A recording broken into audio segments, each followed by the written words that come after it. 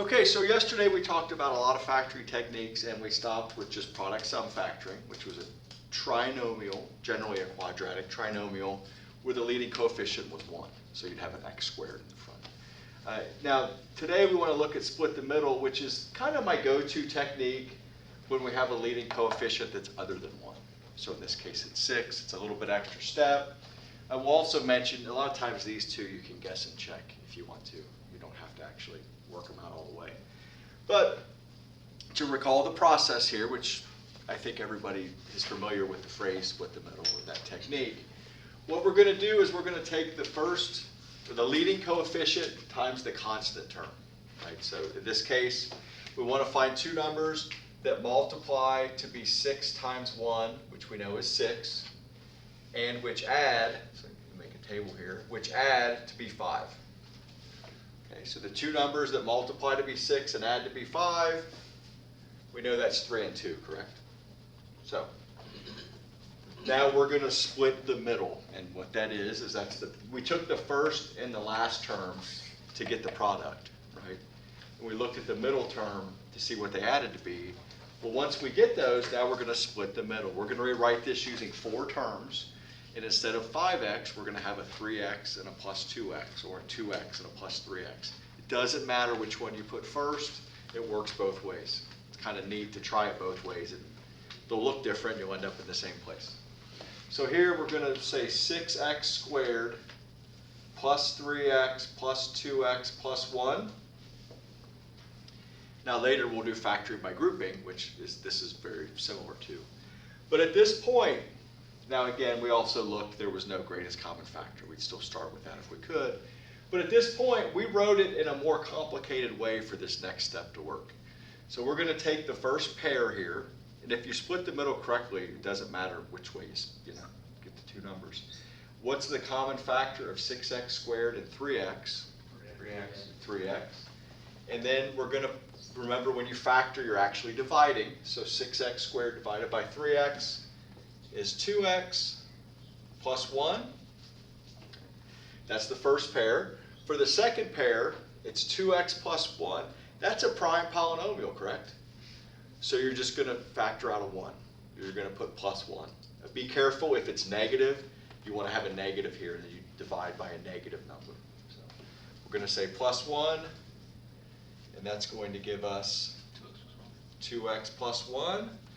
Now, if we think back to how we did the distributive property, or multiply two binomials, you have 3x of these things, and you get one more of these things. So altogether, we have 3x plus 1, 2x plus 1s.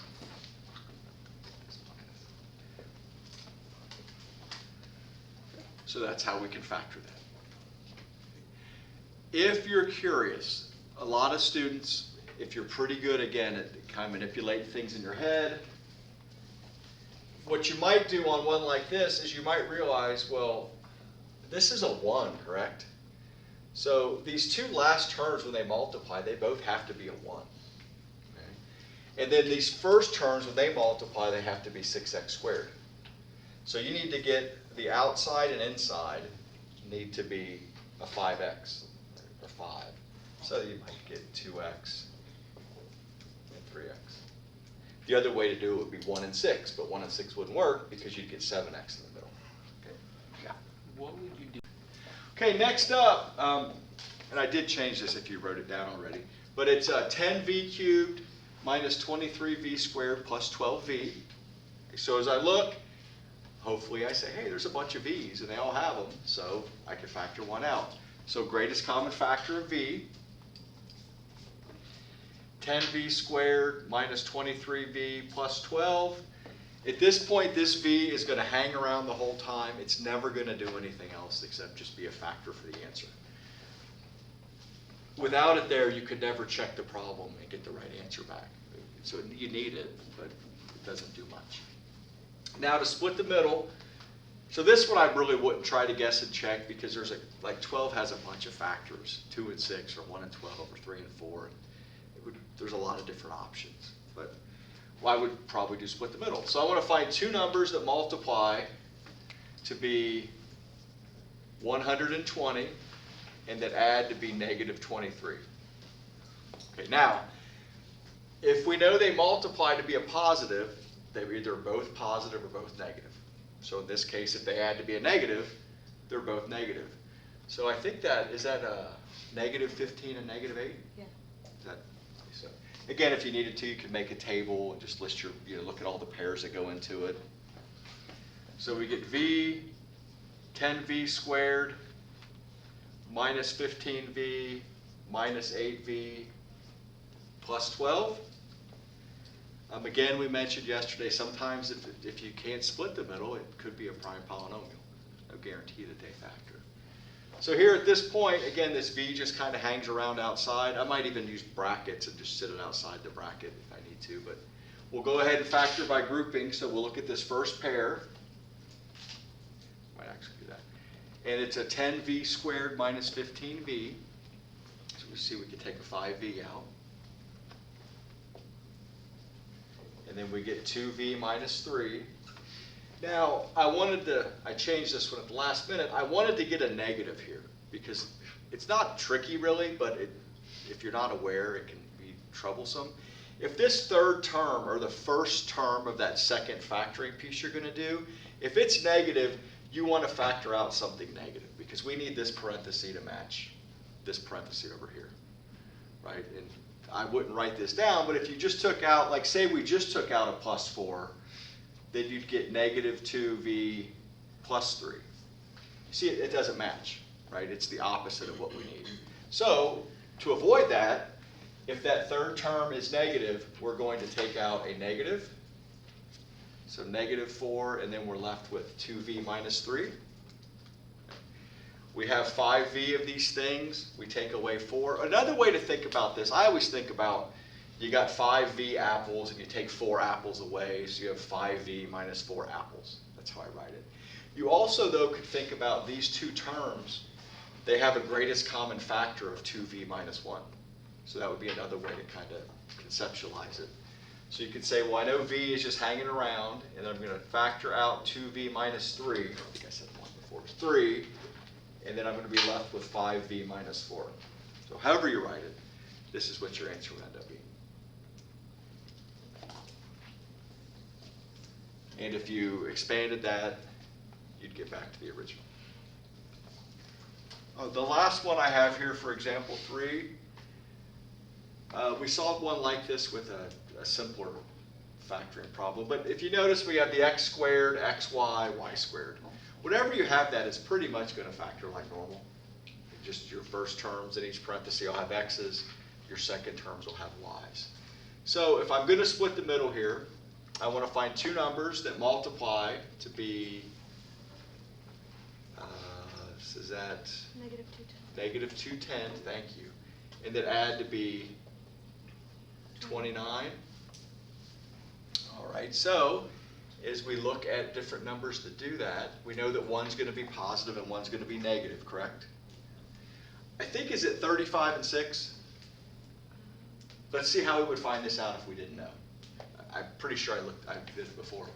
But, so what I would look for is the multiply to be negative 210 and then add to be 29. So I would do like, negative 1 times 210. That adds to be 209, so that didn't really work well at all, right?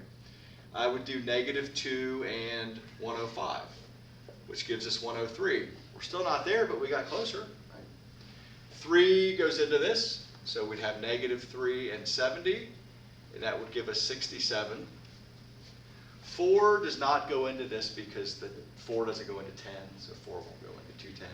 5 does 42 times. And that gives us, what, 37? 6 will go in because 2 and 3 both go in, just as a kind of a thing. So that'll be negative 6 and 35, which adds to be 29, which is what we wanted. Right? So that's how you just got to keep plugging away. I go with 1, then 2, then 3, then 4. So here we'll get 15 x squared. Now when we split the 29xy, we'll put an xy on both terms. still going to get split that way. So negative 6xy plus 35xy minus 14y squared. And again, if the middle two are switched, it's fine. If I have the choice, I'll put the negative first and I'll put the positive second, so I don't have to bother factoring out a negative. And a choice you could do that could save you a little bit of work. So here the first one is 3x, and we're left with 5x minus 2y. And here we have a 7y and 5x minus 2y. The two parentheses match, right? If they don't match, then we did something wrong. We split the middle. But they do. So altogether, we have 3x plus 7y times 5x minus 2y. That's what we'll end up with there. Again, you could either view it as you factored out this 5x minus 2y and you were left with 3x plus 7y. You could say I had 3x of these things and now I have 7y more, so altogether I have 3x plus 7y of these things. You just have to find what makes most sense to you. Okay, the last thing we had on our flow chart from the other day was if you do have four terms, right, after you've looked for your greatest common factor, sometimes you can factor by grouping, okay? This will only work if, and this is the same process that we did at the end of split the middle where you have four terms and you do them in pairs of two. It'll only work if the two parentheses match. If they don't match, factoring by grouping didn't work. Okay, so a lot of times it won't work. I think these two will. So again, the two parentheses must match. Okay, if it doesn't, it just means it's not factorable by grouping. There could be some other technique that might work, that, like a synthetic division or something. But, for example 4 here, if we look, we have 8x cubed minus 12x squared plus 8x minus 12. We see that none of the, so first thing I do is look, do I have any like terms? If I do, then I don't have to do factor by grouping because I have a trinomial. But they're all different. I do notice though that they're all even numbers, right? So at least 2 comes out, and on further investigation, they're all divisible by 4. So you could still factor by grouping as it's written, but your answer is going to have a factor of 4 hidden in it, and it's not going to be simplified all the way. And it's going to make it tougher on you going through. So our first step here, again, is to look for a greatest common factor.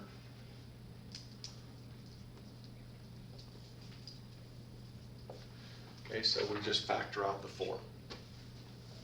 And then now we're going to get the split in the middle.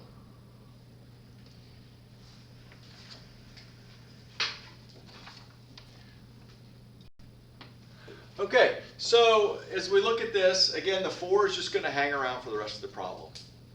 Please do yourself a favor, just keep writing it, don't leave it off and then hope you'll remember, because a lot of students don't ever remember.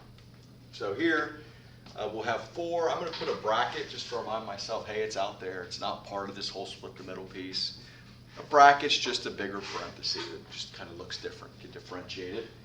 So here, this first pair, we see there's an x squared comes out, so we're left with 2x minus 3. And then the next pair, nothing comes out, so we'll take out a 1 again. Okay, and then within there, and again, this 1 is really important. If you forget to put it there, you might think that this was the answer and kind of forget this whole term over here. But with this, we have x squared of these. We get 1 more. So leave the 4 here, and we'll get x squared plus 1, 2x minus 3. So we're all set there. That's how that works. Again, you could always check these by distributing, multiplying them out. Last one here, pretty bizarre looking. We got a bunch of letters. The one thing that is interesting, or this will work as written, but if we look for a second, if it were written as 3UW minus 8VZ plus 12UZ minus 2VW, if I just put this term second, at this point, that's a V though, it's not a very good V. But if it was written in that way, nothing would come out of this first pair. And I mean, 2 would come out of the second pair. So sometimes if you have a bunch of weird variables, it's useful to kind of get them to where you can get something to factor out. Even back to this last one, I think if you had the 8x cubed and then the minus 12, you wouldn't be able to get your parentheses to match up as nicely. So just something to consider. But here, as we look at this, we notice that both of these first two terms, there's a factor of 3. They also have a common factor of u. So we could say 3u, w plus 4z. For the second pair here, I notice this third term is negative. So I'm going to take a negative out. A negative 2v. And we're left with w, right? Because negative 2vw divided by negative 2v is just positive w. And then negative 8v squared divided by 2v is plus 4z. This is what I meant before. The two parentheses do match, correct? So it is going to factor by grouping. If they didn't match and it wasn't something that we could take out a negative or you missed a factor of 2, it just wouldn't work. It just doesn't work sometimes. So here, let's say 3u minus 2v, w plus 4z would be our answer there. Before we leave here, just to give you an idea of what one would look like if it just wasn't going to work, is if we jump back to example 4 here, and I'm just going to, I'm going to change something. Like say this was a 10x squared. Can't really tell from looking. I mean, it doesn't look as nice as before because it's not the same numbers. But if you did try to do this one, I guess this would be like example 6. But you could take out a 2x squared, and you're left with 4x minus 5, right, for the first pair. Second pair, you can take out a 4, and you're left with a 2x minus 3. Do these match? No. So in this one, factoring by grouping doesn't work.